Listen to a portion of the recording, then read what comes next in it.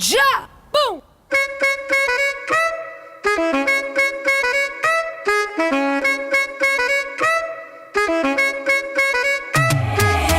Mezclao, somos mezclao, la misma historia con otro sabor.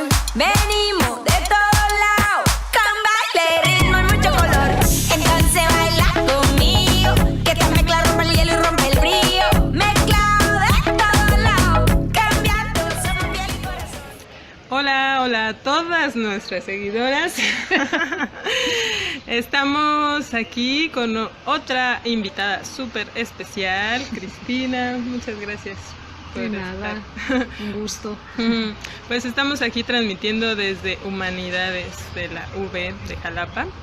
Y pues vine a visitar a Cristina en este, ¿qué es? 23 de febrero hoy, ¿no? Viernes, caluroso, rico.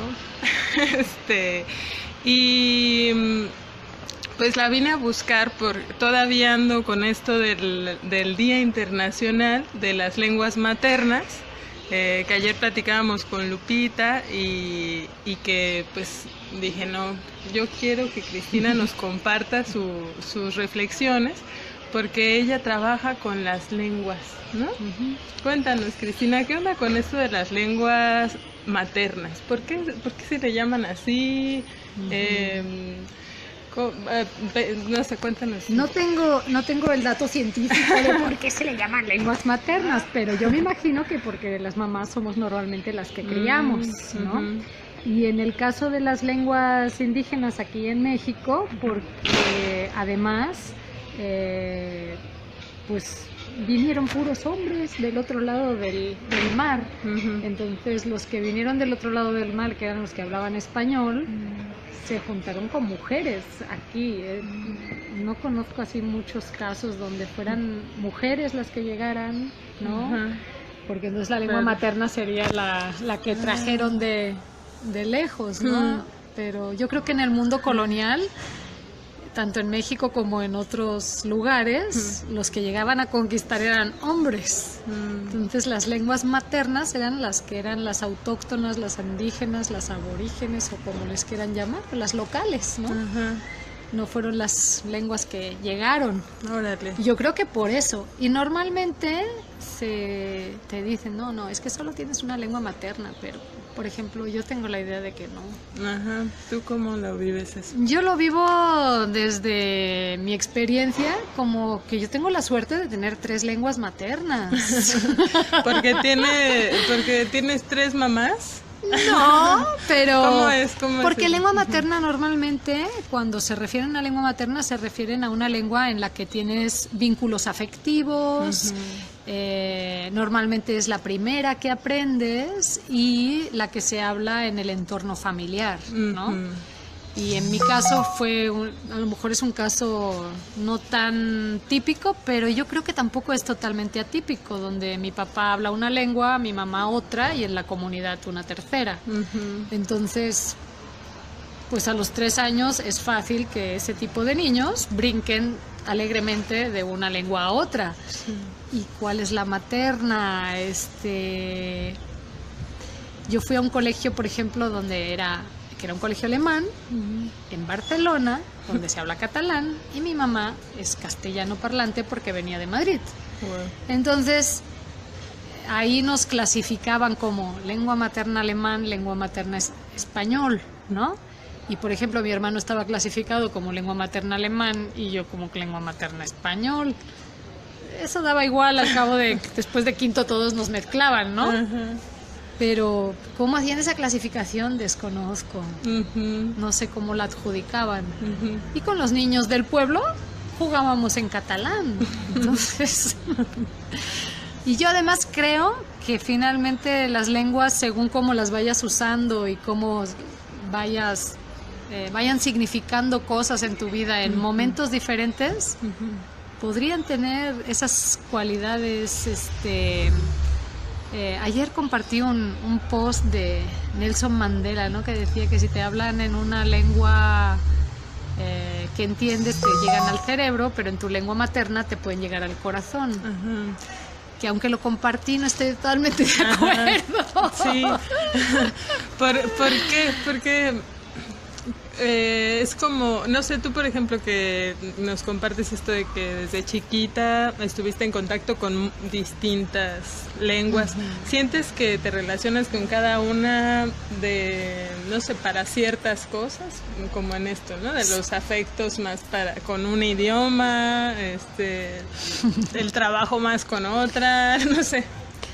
En mi caso, sí. Incluso mi lengua materna, el alemán, una de mis lenguas maternas, el alemán, por ejemplo, a más de 25 años de que no la uso de manera regular en mi práctica laboral o profesional, ha sido sustituida de alguna manera. Yo tuve la fortuna de poder estudiar la licenciatura en un lugar donde estudiaba una cuarta y una quinta lengua. Entonces, el inglés, por ejemplo, que estudié en Inglaterra o estudié en Rusia, pues fueron lenguas muy cercanas, ¿no? En las que también se establecieron relaciones, y ahí sí entra lo afectivo. Finalmente, como que, por ejemplo, yo hablo con mi padre y en automático hablo en alemán. Me siento rara hablando en otro idioma, ¿no? De matemáticas, química y física no sé nada en español, solo lo sé en alemán. Pero disertar sobre algún tema, digamos, profesional, lo puedo hacer mejor en español o en inglés, ¿no? El catalán de plano nunca lo aprendí a escribir, ¿no? Pero me gusta, es muy cercano, sobre todo con amigos, ¿no? Me sé más canciones infantiles en catalán que en alemán o en español. Entonces, Claro. como que sí, Depende cada de la lengua y experiencia. tienen su afectividad de alguna manera, ¿no? Cada una. Sí, Pero sí sé que en el contexto mexicano, sí. por la relación, digamos, diglósica que tienen las lenguas, donde el español de alguna manera, ha desplazado de manera muy significativa y violenta a las otras lenguas, ¿no? Sí es muy importante celebrar y visibilizar y audibilizar todas esas otras lenguas que son lenguas nacionales y que son una riqueza y son algo muy importante, pero pues están atravesadas por cuestiones de poder, ¿no? Que pues las han relegado a un segundo plano, como si valieran menos, y todas valen igual. Todas deben ser consideradas como lenguas y todas tienen el mismo estatus. De hecho, la Ley General de Derechos Lingüísticos de los Pueblos Indígenas del 2003 así lo establece. El problema es que los mismos hablantes muchas veces no lo saben.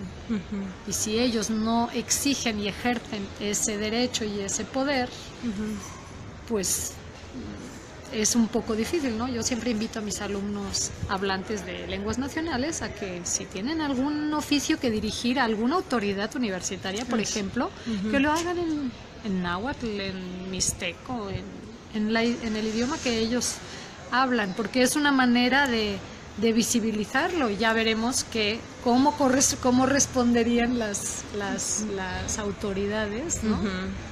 Tendrían que resolverlo, ¿no? Para mucha gente es realmente una cuestión de vida o muerte. Cuando llegan a un hospital en una situación de gravedad y no hay un intérprete, esperar que los médicos entiendan todas las idiomas es un poco complejo, ¿no? O que así habría que tratar de que, bueno, pues si te vas al Totonacapan, pues empieza a aprender totonaco, ¿no? Si soy un funcionario y me voy a quedar ahí, ¿no? Sí, sí, en ese sentido tiene peso, ¿no? El Día Internacional, el reconocimiento de que hay distintas lenguas con las que crecemos, ¿no? Que son distintas al idioma oficial hegemónico no hay idioma oficial, ¿eh? En México no hay un idioma oficial.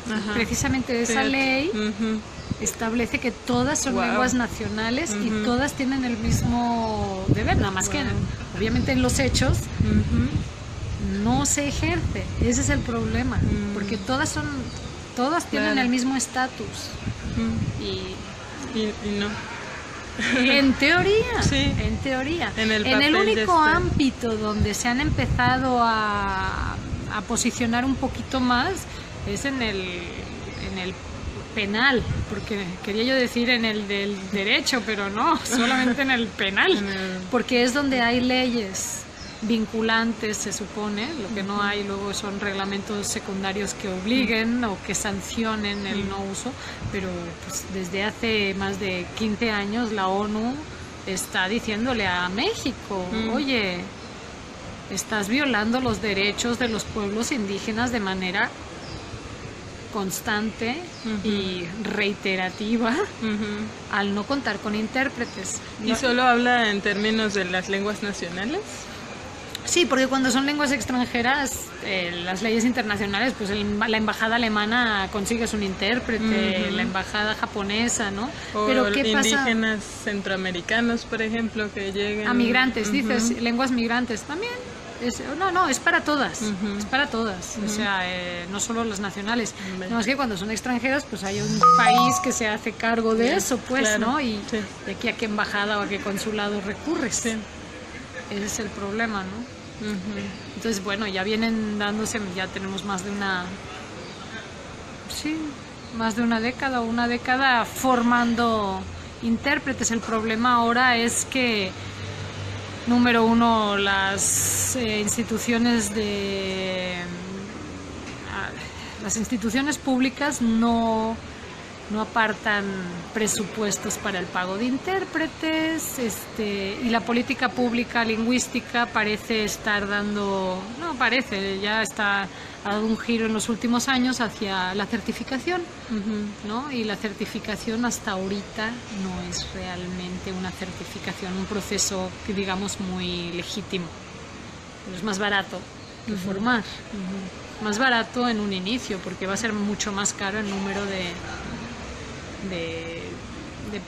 que no se van a hacer bien las cosas, porque no se está realmente verificando de manera seria, académica, preparada, la capacidad de fungir como intérprete, ¿no? Y a lo mejor tienen gente con mucho talento y bilingüe, pero eso no significa que puedas fungir como intérprete en un ámbito profesional especializado, como es un juicio o una operación o algo así, ¿no? Entonces, eso es discriminación lingüística, así directamente.